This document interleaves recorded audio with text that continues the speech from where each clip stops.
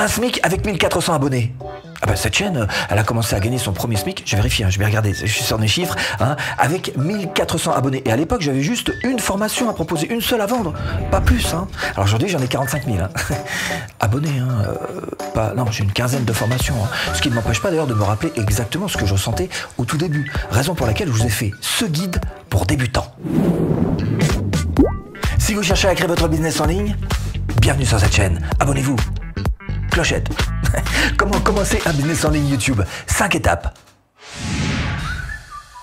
Tout ça peut vous paraître un petit peu flou, un petit peu obscur. Et c'est vrai que quand on commence quelque chose de nouveau, souvent il faut savoir repousser un petit peu ses limites. Alors là, pour le coup, on est paralysé, on se dit, oh là là, mais je comprends pas, je ne sais pas tout ça. Mais c'est ça la beauté de la vie, c'est ça la beauté du truc, c'est ça la beauté du challenge pour vous. Alors, 3 choses à noter. Il va vous falloir d'abord trouver la thématique de votre chaîne, ce dont va parler votre chaîne. Et pour ça, vous pouvez vous appuyer tout simplement sur quoi? Sur votre passion. Une chaîne, ça dure, c'est longtemps, donc il faut vraiment que ce soit quelque chose qui vous intéresse au plus profond de vous-même. Si vous ne savez pas, si vous dites, mais moi, j'ai pas de passion, regardez où est-ce que vous avez tendance à dépenser beaucoup de temps, de votre temps. Ça peut être une indication. Regardez ce qui vous fait parler. Ça aussi, ça peut être une indication d'un sujet qui vous intéresse profondément. Regardez, peut-être vous passez beaucoup de temps sur les réseaux sociaux. Regardez quels sont les sujets qui vous motivent particulièrement sur les réseaux sociaux. Ça, ce sont autant d'indicateurs de passion sur lesquels vous pourriez appuyer le thème de votre chaîne YouTube. 2. Il va falloir s'intéresser aux difficultés de vos spectateurs cibles. Sur votre chaîne, vous allez avoir un type particulier de spectateur qui va s'intéresser très profondément à ce que vous dites, à ce que vous faites.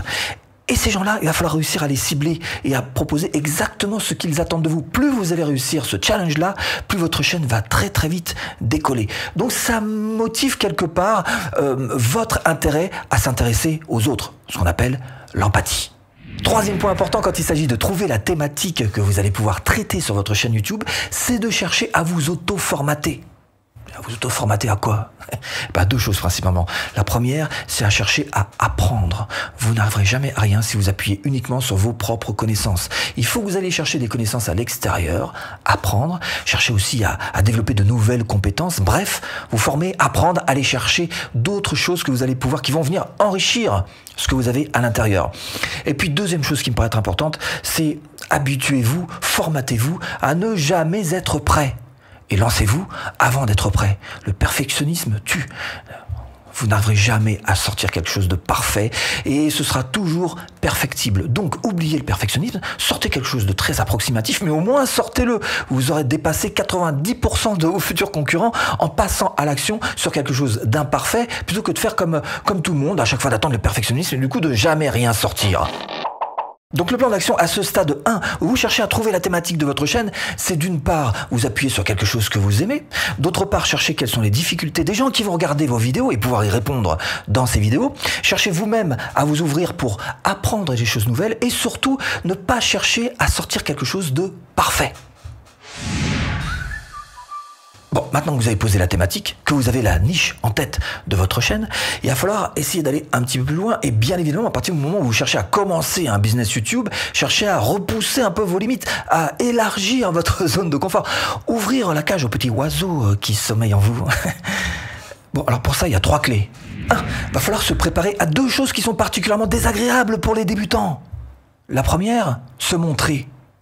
Se montrer. Bon, vous n'êtes pas obligé, dès que vous commencez votre chaîne, de vous montrer. De toute façon, je vous rassure tout de suite, il y a un moment où vous vous rendrez compte que ça marchera mieux pour vous en vous montrant, et ce moment-là ne sera absolument pas violent. Vous aurez fait suffisamment de vidéos sans vous montrer pour vous rendre compte que maintenant, ça, vous avez pris le pli, et vous pourrez vous montrer, encore une fois, sans vous faire violence. Donc ça, c'est la première chose. Et la deuxième, c'est de chercher à comprendre que vous êtes parti sur un marathon. Je l'ai déjà dit, mais je vais le répéter. Une chaîne YouTube, ça se joue sur des années. Donc sortir des vidéos régulièrement, pendant des années, c'est pour ça qu'il vaut mieux être animé d'une véritable petite passion à l'intérieur quand même. 2e chose sur laquelle vous devriez vous préparer, c'est de vous préparer à vendre. Alors je sais qu'il y en a qui ont beaucoup de facilité à essayer de développer leur communauté, mais dès qu'il s'agit de parler de vendre, ils ont trop peur de les décevoir, ils ont peur de tout un tas de conséquences. Préparez-vous en amont.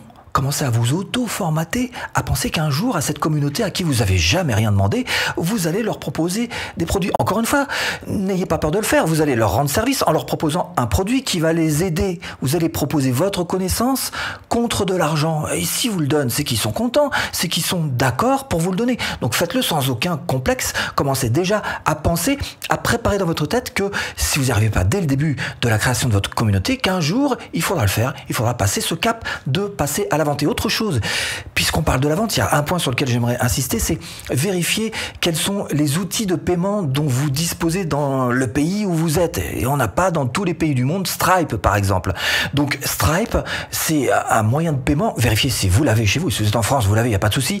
Mais si vous êtes dans d'autres pays, il y a 200 millions de francophones. Donc je m'adresse aussi aux autres francophones. Vérifiez que vous avez Stripe. Sinon, au moins, au minimum, si vous avez PayPal, si vous avez ni l'un ni l'autre, c'est faisable, mais ça va un petit peu compliquer les choses.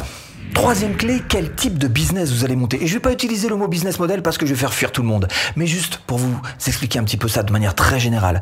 Par exemple, est-ce que vous préférez faire des petits produits que vous allez vendre à 17 € et que du coup vous allez fabriquer à l'arrache, très survolés, ou alors au contraire, est-ce que vous préférez faire des gros produits très chers? Pour le coup, vous allez passer beaucoup de temps, vous allez travailler un petit peu plus, aller un petit peu plus dans le fond des choses et un petit peu plus dans le détail. Et c'est important parce que selon le type de produit que vous allez choisir, vous allez faire des vidéos qui sont en accord avec ce produit. Par exemple, si vous faites des petites formations à 17 € à l'arrache, vous allez proposer de faire des vidéos YouTube sur comment gagner 100 € en faisant du copier-coller. Voilà. Alors que si vous faites des formations qui sont un petit peu plus chères, vous allez faire des formations peut-être un petit peu plus marketing, un petit peu plus fouillées, un petit peu plus poussées. Vous voyez qu'il faut réfléchir déjà depuis le tout début, quel va être ce qu'on appelle votre business model parmi toutes ces possibilités. Alors le plan d'action, à ce deuxième stade, vous devriez continuer à travailler dans votre tête, continuer à chercher à vous auto-formater, notamment sur ces trois choses. 1. J'accepte qu'un jour j'aurai envie de me montrer. 2. J'assume que j'accepte qu'un jour j'aurai envie de me montrer. Et 3. Je commence à penser que oui, un jour il faudra que je parle d'argent. Bon, déjà, si vous avez mis tout ça dans votre tête, si vous êtes bien auto-formaté sur ces idées dont on vient de parler, je peux vous dire que vous avez déjà quelques piliers fondamentaux pour les débutants. Cela dit, maintenant, il va falloir chercher à aller un petit peu plus loin quand même et se fixer des objectifs et savoir quels sont les objectifs, comment les atteindre. On voit ça. 1. Déjà, première clé, il va falloir choisir votre direction. Et en gros, il y en a deux principalement majeures. La première, vous voulez faire MrBeast. C'est-à-dire que vous allez chercher à faire des vues, vous allez chercher à faire des abonnés, et là vous allez pouvoir vous appuyer sur un revenu qui viendra de la monétisation, qui viendra de la scam, qui est une sorte de droit d'auteur, qui viendra de l'affiliation, pourquoi pas, bref, tout un tas de petits revenus comme ça qui vous seront proposés passivement, mais pour ça il faut évidemment avoir une très grosse chaîne avec beaucoup de vues, et ça prend du temps. Et l'autre chemin, et j'en ai parlé dans certaines de mes vidéos, c'est d'être un petit peu plus entrepreneur, c'est-à-dire de monter un business grâce à votre chaîne YouTube, auquel cas, votre premier objectif, ça va être de chercher à collecter des emails, attraper des adresses email dans votre liste de prospects. Deuxième piste de réflexion pour vous, c'est comment est-ce que vous allez faire en sorte que vos vidéos soient vues, qu'elles soient partagées, qu'elles aient des abonnés. Il en faut toujours un minimum, même si vous avez choisi de collecter des adresses email. La version la plus facile d'avoir un business en ligne grâce à YouTube.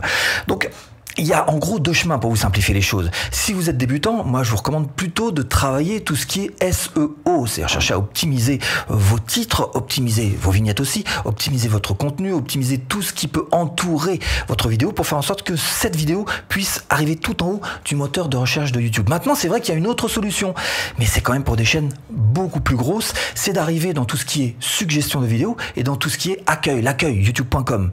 Là, effectivement, quand on arrive là, c'est le Graal. Ça monte beaucoup plus vite, les vues, les abonnés, tout ça c'est sûr. Mais c'est absolument pas pour des chaînes qui sont alors à moins de 50 000, c'est pas la peine d'y penser, 50 000 abonnés, n'y pensez pas. Il faut vraiment avoir déjà une bonne grosse chaîne bien développée pour que l'algorithme YouTube commence à faire un petit peu confiance et dise bon, celle-ci on va peut-être la mettre en suggestion quand même, celle-ci, et voilà, il y a un choix à faire.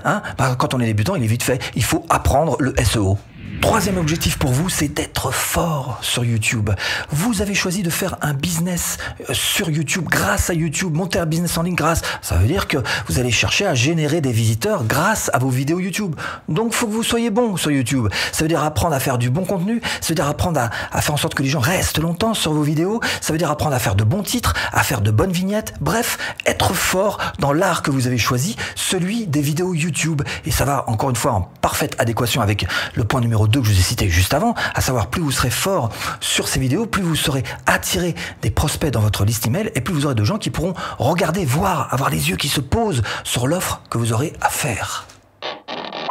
À ce troisième stade, vous devriez chercher à apprendre l'algorithme YouTube. Comment est-ce que ça fonctionne pour faire en sorte d'avoir vos vidéos qui montent sur le moteur de recherche YouTube et gagner en visibilité. Et puis autre chose, toujours à ce troisième stade, vous devriez commencer à choisir un petit peu votre camp. Est-ce que vous allez choisir plutôt le côté influenceur, comme l'est par exemple MrBeast, donc avoir une grosse chaîne avec plein d'abonnés, ou plutôt le côté entrepreneur, où là vous allez chercher à avoir une plus petite chaîne, mais plutôt à collecter des emails.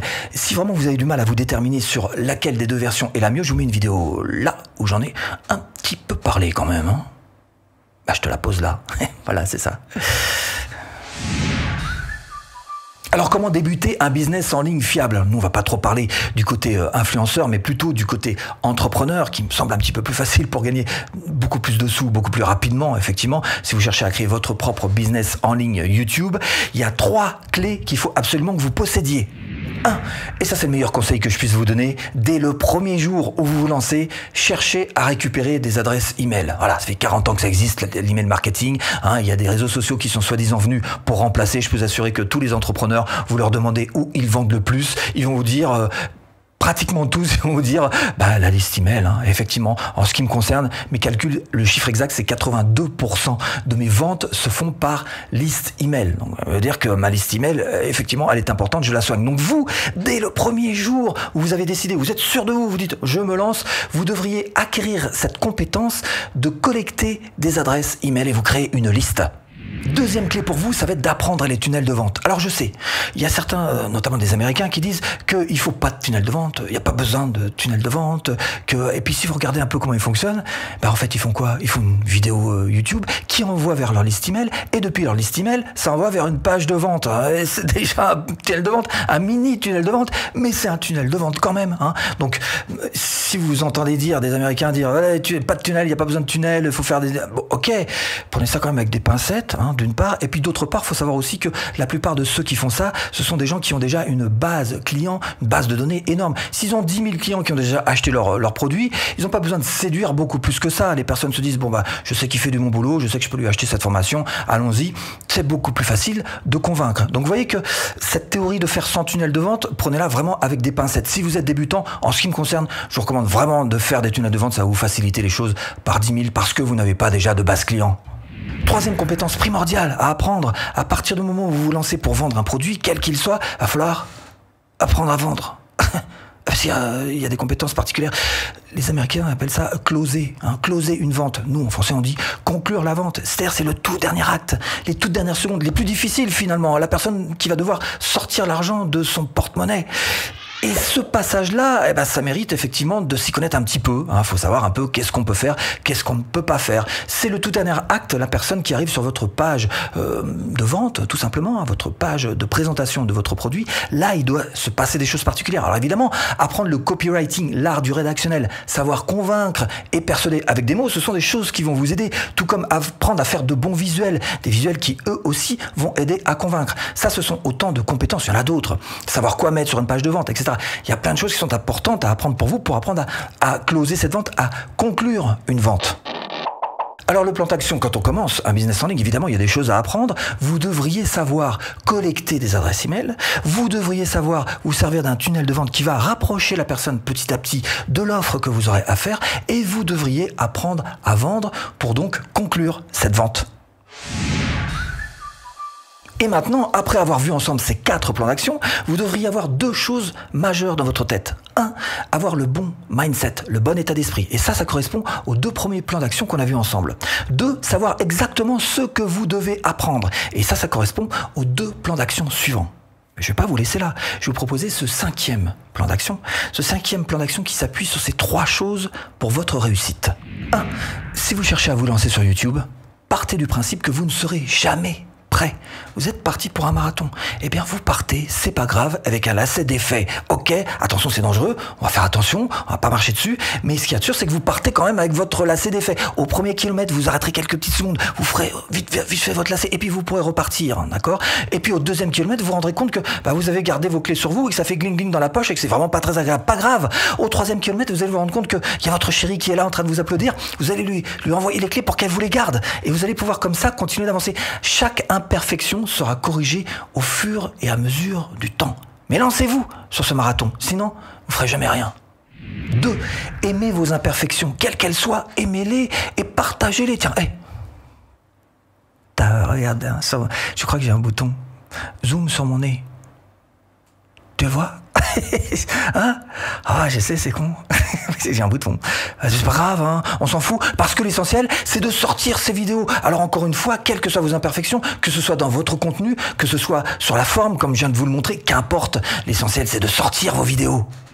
3. C'est en forgeant qu'on devient forgeron. Si vous forgez pas, vous serez jamais forgeron. Forger pour être forgeron. Voilà, il n'y a pas le choix. Ça veut dire sortir des vidéos pour devenir un bon sorteur de vidéos. Si vous voulez être bon en vidéo, faut en produire, faut en sortir, faut accepter que vous puissiez être absolument débutant sur votre toute première vidéo. Si je vous montre ma première vidéo, c'est... Hein? Tu veux la voir? Ok.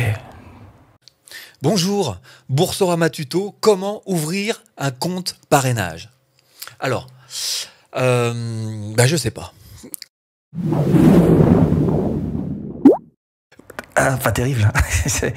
Oui, mais enfin, en même temps, si j'avais pas fait cette toute première vidéo, il y aurait pas celle que vous êtes en train de regarder, la 350e. C'est sûr qu'elle n'aurait jamais existé. Donc ça veut dire, lancez-vous, quoi qu'il arrive, quel que soit votre niveau. Faites, sortez des vidéos. Et si vous voulez aller plus loin et apprendre à vivre de votre chaîne YouTube, je vous mets là-dessous une formation offerte. Il vous suffit de cliquer dessous, le premier lien en description. À tout de suite, et si tu cliques.